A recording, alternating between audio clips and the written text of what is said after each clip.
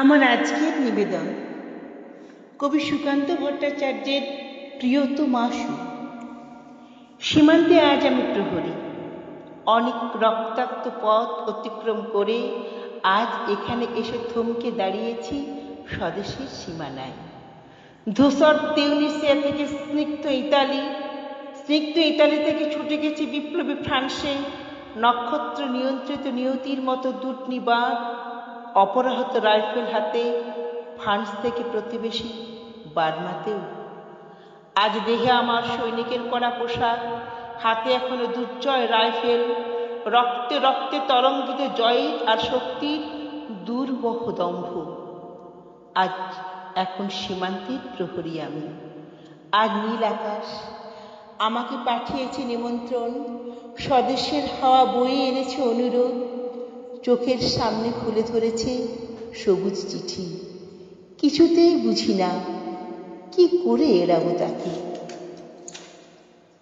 কি করে এড়াবো এই সৈনিকের পোড়া পোশাক। যুদ্ধ শেষ, মাঠে মাঠে প্রসারিত শান্তি, চোখে এসে লাগছে তারই শীতল হাওয়া। প্রতি মুহূর্তে স্লথ হয়ে আসছে হাতের রাইফেল, গা থেকে খসে পড়তে চাই এই কড়া পোশাক। রাত্রে চাঁদ ওঠে, আমার চোখে ঘুম নেই।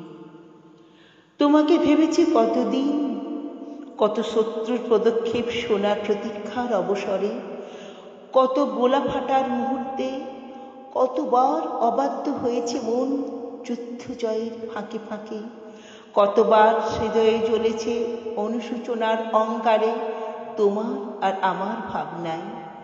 তোমাকে ফেলে এসেছি দারিদ্র্যের মধ্যে, ছুড়ে দিয়েছি দুর্ভিক্ষের আগুনে, ঝড়ে আর বন্যায়, মারি আর মড়কের দুঃসহ আঘাতে বার বার বিপন্ন হয়েছে তোমাদের অস্তিত্ব। আর আমি ছুটে গেছি এক যুদ্ধক্ষেত্র থেকে আরেক যুদ্ধক্ষেত্রে। জানি না আজও আছো কি নেই, দুর্ভিক্ষে ফাঁকা আর বন্যায় তলিয়ে গেছে কিনা ভিটে, জানি না তাও। তবু লিখছি তোমাকে আজ, লিখছে আত্মম্ভর আশায়।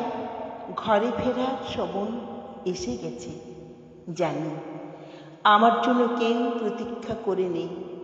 মালায় আর পতাকায়, প্রদীপে আর মঙ্গল ঘটে জানি, সম্বর্ধনা ঘটবে না লোকমুখে, মিলিত খুশিতে মিলবে না বীরত্বের পুরস্কার। তবু একটি হৃদয় নেচে উঠবে আমার আবির্ভাবে, সে তোমার হৃদয়।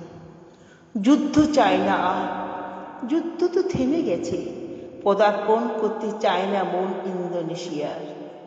আর সামনে নয়, এবার পিছনে ফেরার পালা। পরের জন্য যুদ্ধ করেছে অনেক, এবার যুদ্ধ তোমার আর আমার জন্য। প্রশ্ন করো যদি এত যুদ্ধ করে কি পেলাম, উত্তর তার তিউনিসিয়ায় পেয়েছি জয়, ইতালিতে জনযুদ্ধের বন্ধুত্ব, ফ্রান্সে পেয়েছি মুক্তির মন্ত্র, আর নিষ্কণ্ঠ বার্মায় পেলাম ঘরে ফেরার তাগাদা।